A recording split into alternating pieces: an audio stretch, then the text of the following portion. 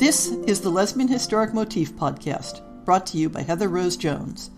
The show looks at lesbian and sapphic themes in history and literature, and historical fiction with queer female characters, including fantastic versions of the past. We present research, interviews, news of the field, book listings, and original historical fiction for your enjoyment. For even more historic research, check out our blog.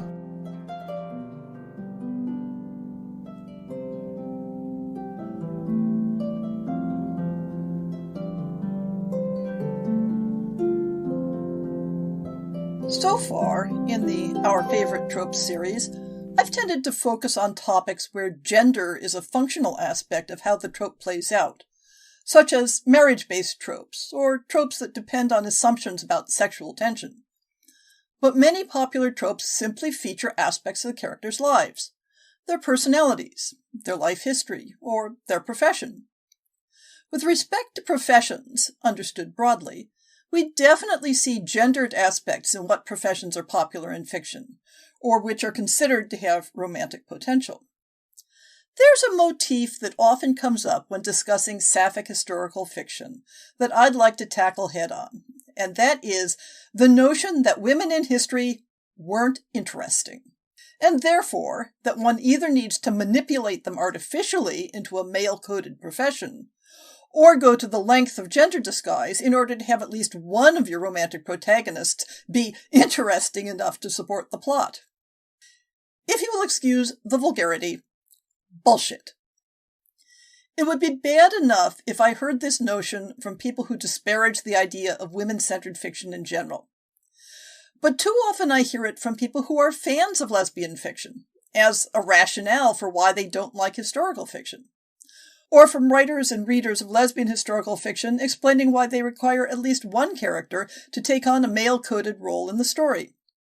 Or, for that matter, as a reason for why a fictional woman with an unexpected profession is considered unbelievable. As a general booster of sapphic historical fiction, I do understand the attraction of adapting popular tropes, plots, and character types from heterosexual fiction, and simply slotting one of the female protagonists into a traditionally male role. But as a historian and a feminist, I find it immensely frustrating to see the implicit message, time and again, that women, as women, are inherently boring. So, in the trope episodes that explore professions, I'm not going to take the angle of, here is how you can have your heroine get around the problem that women didn't do this thing, but rather to talk about the contexts and ways in which actual historic women did the thing. To some extent, I kicked this off in the episode on aristocrats and billionaires by touching on ways in which women could become independently wealthy. But today we're tackling something a bit less ordinary. Women as spies. Espionage creates a gloriously rich context for angst-filled romances. Not only is there a lot of potential for an enemies-to-lovers plot, as I mentioned in the episode covering that trope, but the inherent complexities of dissimulation, dishonesty, ulterior motives, betrayal, and conflicting loyalties lend themselves to a storyline in which the romantic conflicts and misunderstandings are solidly grounded, rather than being trivial or artificial. For same-sex romance plots, there is also the thematic parallel of being closeted in one's profession, as well as, perhaps, in one's romantic desires. Although, as always, I'll note that modern concepts of being closeted or feeling a need to be covert about romantic or erotic attraction don't necessarily map directly onto historic experiences. All in all, the life of a spy means that you are regularly trying to establish relationships of questionable sincerity, usually for a third party's benefit, in contexts where being open and honest about your identity and desires could mean peril or death. I hope I don't have to justify why having one or both of your romantic protagonists be spies is guaranteed story potential. So here's the other side of the question. When and in what contexts in history were women engaged in espionage? What sorts of roles did they have, and what types of actions did they take? And were those roles conducive to engaging in same-sex romances, or would special pleading be needed? Let's first acknowledge that espionage has been a key aspect of politics and war since the earliest written records. The forms might differ, but the essential truth is that any time two cultures, states, or peoples come in contact with each other, people will be working hard to gather information on the other side, while trying just as hard to keep information about their own side concealed. Any traveler, diplomat, or guest is a potential spy, and is often expected to be so by their own people. When the other party in a conflict comes into your territory, every ordinary person has the potential to become a spy, if they're in the right place, at the right time, and paying attention. The information being gathered might have to do with resources, technologies, plans, intentions, or actions in process. The spy may be purely an observer, or may also be providing carefully selected information, either to affect the other side's decisions or as a quid pro quo. Espionage may slide over into sabotage, either by the provision of false information or by acting against people or resources. A spy may be motivated by loyalty, or be a hired agent, or a mixture of both. Or she might be playing all sides against each other, either for profit or personal power. Even when the arrangement was financial, bonds between spies and their handlers tended to be personal rather than more anonymously administrative, which may explain continuing loyalties even when the pay was scanty and infrequent. In the complicated politics of Europe, these loyalties were rarely as simple as basic nationalism, but followed lines of religion, family or marital allegiance, political alignment, or even simple charisma. Spies came from all walks of life. Although our typical image of the official diplomat who doubles as a spy is male, it isn't uncommon for women of the court, whether courtiers or courtesans, to fill a diplomatic role less formally. Female spies of the aristocracy often found themselves in that role to step in for a husband or father who had been killed or imprisoned, or was in diplomatic service. All the way up through the 20th century, being a female member of the aristocracy often meant spending much of your adult life embedded in another culture, tangled in a complex jumble of allegiances. But women of the middle and working class might be recruited or volunteer just as often, though their specific names are less likely to be recorded. All that was needed was access to information, the motivation to use that information, and a contact to pass it along to. Non-aristocratic women were more likely to act as agents in their home cultures, especially during wartime. But they might also become foreign agents if attached to the household of someone who traveled, or if engaged in commerce that included travel. In all these functions, women spies had significant advantages over men. Author Nadine Ackerman elaborates on this point in her book, Invisible Agents, Women and Espionage in 17th Century Britain. They were socially invisible. Men considered them less sophisticated, less astute, and less politically aware. They were often given a significant benefit of the doubt when acting suspiciously. Nobody expected women to be involved in covert activities, and when they did come under suspicion, many women could leverage male courtesy. The same prejudice that leads us today to view espionage as a male profession served as useful cover again and again across the centuries, even in the face of the evidence. Women were invisible in another way, too, as providers of hospitality, goods, and personal services. In every army camp, every city, and every countryside, women came and went serving food, providing hospitality, doing laundry, cleaning living quarters, organizing social events, and so forth. A clever woman with even a smidge of acting talent could watch, listen, and read documents without being thought of as anything but part of the furniture. And that's without taking into account the usefulness of manipulating male egos to boast of things better kept secret, if a woman is the one listening. We see this again and again in male commentary on secrecy and discretion, that the presence and access of women is dismissed and downplayed. Another advantage women had in many cultural contexts was a hesitancy to perform rigorous searches of their person. Secret messages were concealed under clothing, or even sewn into the interior of garments, or tucked into elaborate hairdos, or hidden in jewelry or other household objects. This hesitancy to accost and search women, combined with the baseline lack of suspicion, offered a higher rate of success than male spies might expect. Furthermore, female spies, even when discovered, might be able to turn gender prejudice to their advantage, arguing that they had been duped, or were ignorant of the purpose they had been recruited for, or simply that they were deserving of mercy for their gender. This could be crucial in eras when unmasked spies might be tortured to reveal their contacts, and execution was a typical sentence.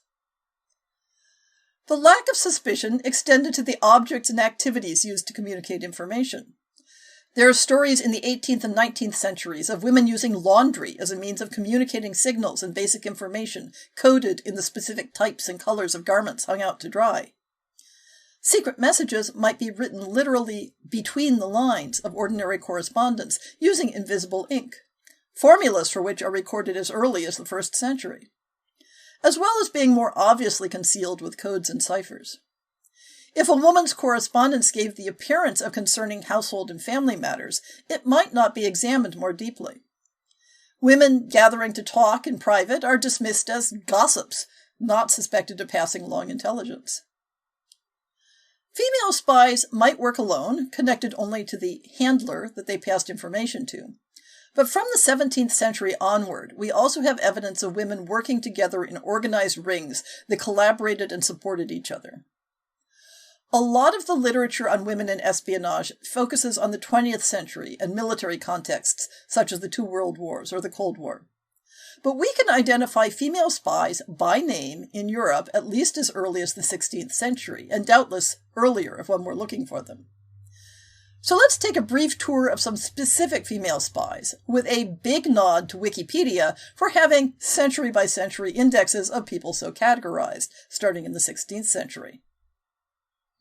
A Venetian woman named Beatrice Michiel, later known as Fatma Hatun, fled an unhappy marriage in Italy to join family in Constantinople, married a general of the Janissaries, and proceeded to send intelligence on the Ottoman court back to Venice during the reigns of 2 sultans. She was not the only female spy in the Ottoman court, and had regular alliances and conflicts with the others in trying to influence policy via the sultan's mother. When Catherine de' Medici married the heir to the French throne at age 14 in 1533, she was thrust into a foreign culture with few allies. Even when she became queen, she was expected to play second fiddle to the king's mistress.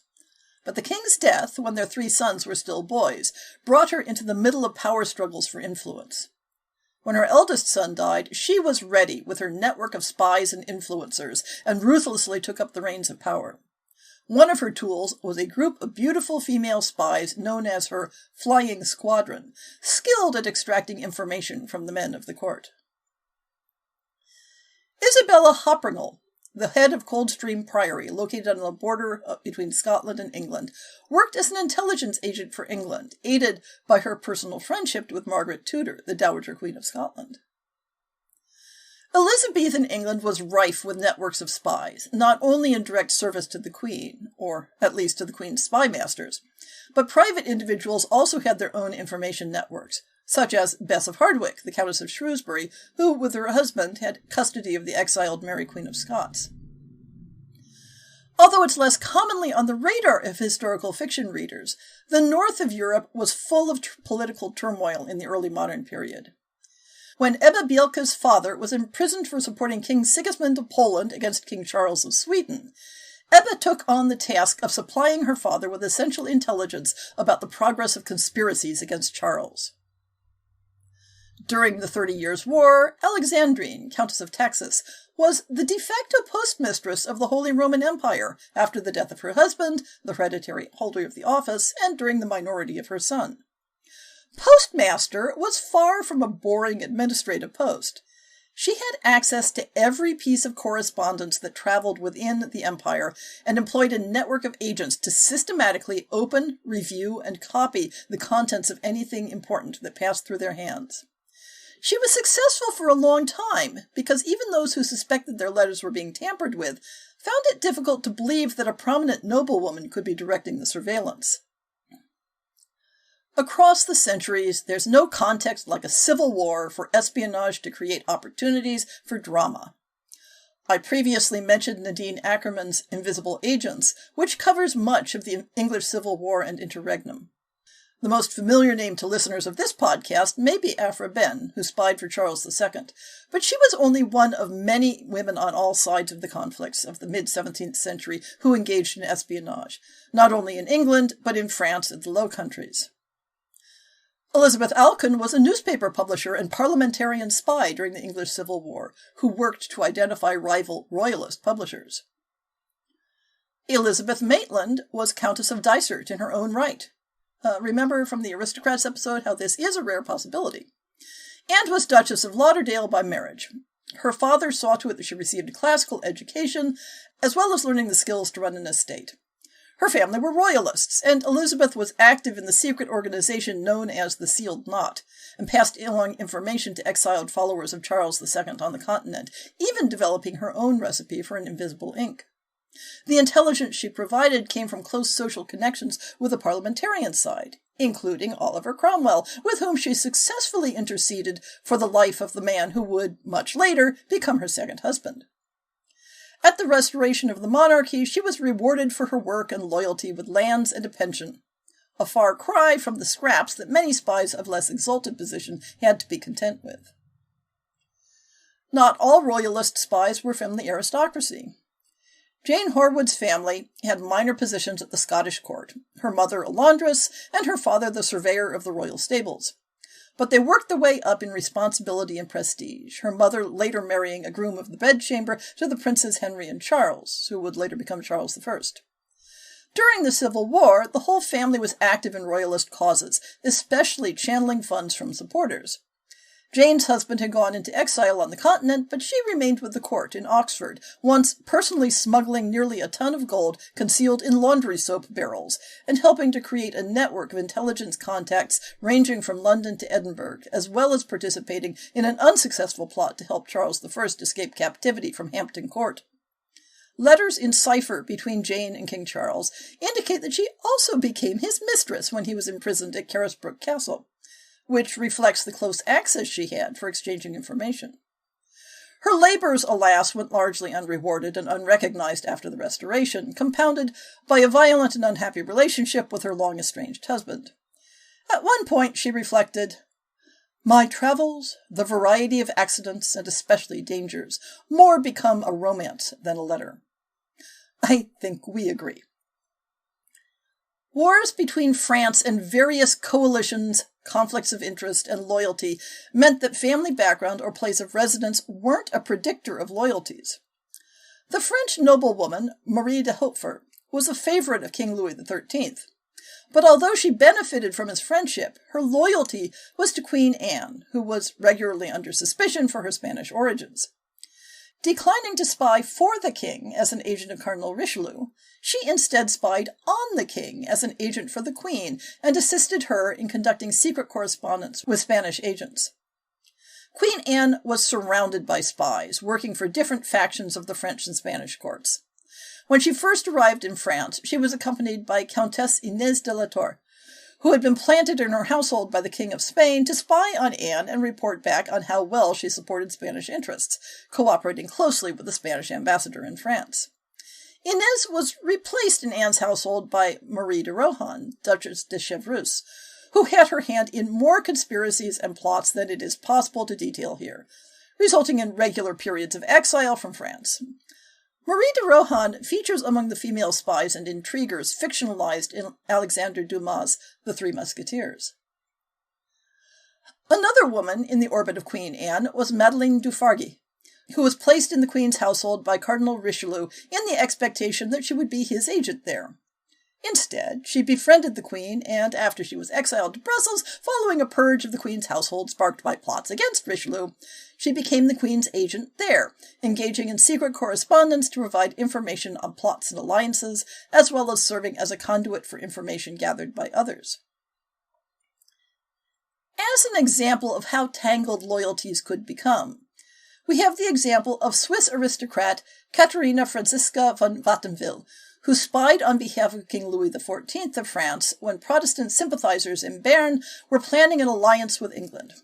Katharina had picked up her allegiances as a young woman sent to the French court, where she appears to have led a rather wild life. A conflict with a French noblewoman resulted in a challenge to fight a midnight duel with pistols on horseback, reverting to swords when it turned out that the pistols were not loaded. On another occasion, she shot a count who was annoying her during a hunt. Her fame led to an invitation from Queen Christina of Sweden, yes, that Queen Christina, to join her as a lady-in-waiting. And isn't that an alternate history that could have been very interesting indeed? When an exodus of Huguenots from France into Switzerland due to religious persecution resulted in Swiss sentiment against the French crown, Katharina was recruited as an agent by the French ambassador, trading on her local contacts and access. When her messages were intercepted, she was imprisoned and tortured, but escaped a death sentence thanks to family influence. Toward the end of the 17th century, Anna Marie Clote's position as a trusted confidant of the Queen of Sweden gave her a chance to leverage her access for profit from those who wanted favors from the Queen. But when she turned her hand to supplying information to foreign agents, such as the Danish envoy to Sweden, she crossed the line to espionage. Another Swedish courtier who turned her hand to espionage for profit was Beata Sparret, whose position as lady-in-waiting to two successive queens of Sweden offered scope for influence peddling, which again crossed the line to spying when she acted as an agent for the French ambassador. Moving on to the 18th century, we begin to have so many examples I'm going to pick and choose. Women were engaged in intelligence gathering on both sides of the American Revolution. Women had access to information from opponents in the context of providing hospitality, goods, or services. Signals encoded in everyday public activities, such as hanging up the laundry, were beneath suspicion, a technique used by Anna Smith Strong to signal the timing and location of messages to be picked up. Domestic activities required easy movement and casual interactions with neighbors and merchants, creating a context for passing information, and this was used by Lydia Barrington Darragh to report on the conversations of British officers quartered in her house.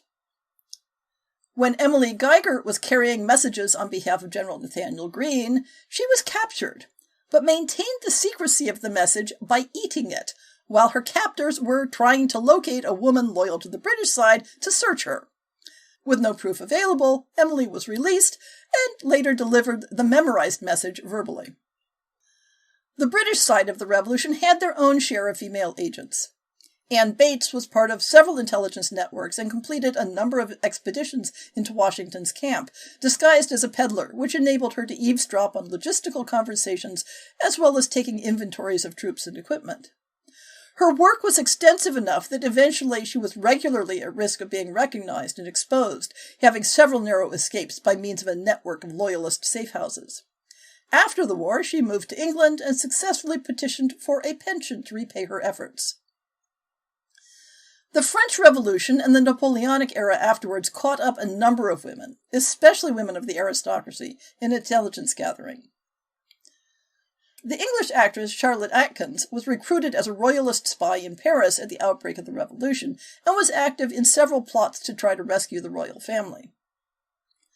Camille Dubois de la Motte slipped into the role of spy for France when acting as hostess and secretary for her father, who served as the French ambassador, first to Spain and then to Sweden. In Sweden, she became a close confidant of Princess Charlotte, who would later become Queen of Sweden, and was accused of passing along government secrets that Charlotte shared with her to foreign diplomats at the Swedish court. The Baroness Duttlinger was the nom de guerre of one of Napoleon's agents working in Germany to gather information on the activities of exiled royalists by presenting herself as an exile. Etta Delders was a Dutch feminist who encouraged the French revolutionaries to extend their ideals of equality to women. From being active in French and Dutch intellectual circles, she became a courtesan at the Dutch court and was recruited there by the French Secret Service, though her activities served a variety of political interests.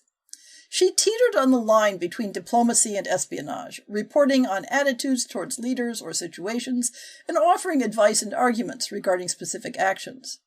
But she was eventually imprisoned at The Hague as a spy. There were so very many women who mixed espionage with the more ordinary duties of a courtier that it's impossible to do more than scratch the surface. Moving on to the 19th century, let's stick to a brief survey of female spies during the American Civil War. The intertwined nature of the two sides provided many opportunities for women who were engaged in everyday activities to have access to conversations and information. Confederate supporter Belle Boyd based her espionage operations in her father's hotel in Virginia. In addition to eavesdropping from concealed locations in the hotel, she took advantage of the tendency of Union soldiers to boast and brag to a beautiful woman. She passed this intelligence on to Confederate officers, concealing the messages in a hollow watch case. Her work was so effective that the Pinkerton Agency assigned 3 men to track her down. And, speaking of the Pinkertons, at least 2 women worked as spies for the agency during the Civil War. Hattie Lawton and Kate Warren were involved in uncovering an assassination plot against Abraham Lincoln, among other more routine activities. The women most at hazard when spying were black women spying for the Union. Harriet Tubman had set up her extensive intelligence network for the purpose of liberating people from slavery. But when the war began, she also used it to support the gathering of military intelligence, as well as more direct actions. A woman whose name has not been recorded deliberately returned to where she had been enslaved after she and her husband had escaped to freedom, so that she could spy on the Confederate officers camped nearby and pass messages to her husband on the other side of the lines by means of a code embedded in how she hung the laundry out to dry. When the Confederate Navy was building the ironclad ship Merrimac, Mary Tuvestra, a free black woman working as a housekeeper for one of the ship's engineers, stole the plans for the ship and traveled secretly to Washington, D.C. to deliver them to Union officials. Mary Elizabeth Bowser was part of a spy ring in Richmond organized by an eccentric socialite who arranged for Bowser to be hired as a servant at the Confederate White House. Taking advantage of the prejudice that assumed a black woman would be illiterate and ignorant, she gained access to critical documents left out in the open and later reported their memorized content to her contact. Can we identify any specific women who we know to have been spies and also to have been engaged in same-sex romances?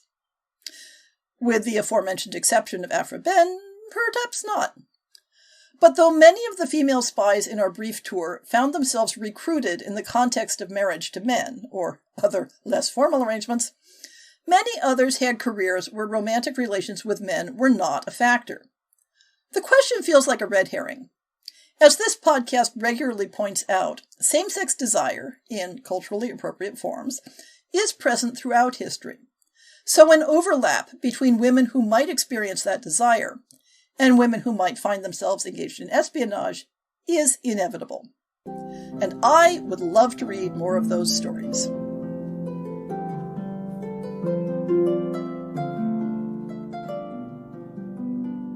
I hope you've enjoyed this episode of the Lesbian Historic Motif Podcast. See the show notes for links to people and topics.